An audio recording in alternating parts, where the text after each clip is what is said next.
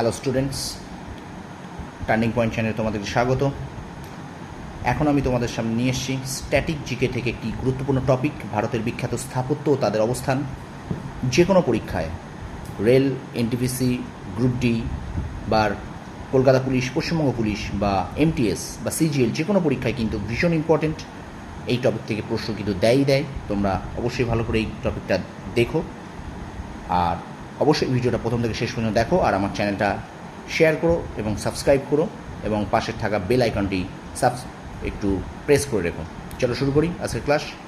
Turning point, ভারতের বিখ্যাত স্থাপত্য ও তাদের অবস্থান।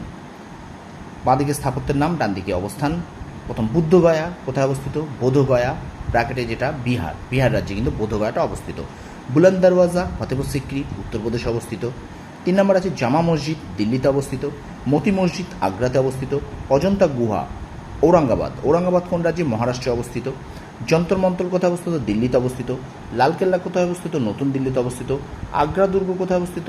উত্তরপ্রদেশে অবস্থিত।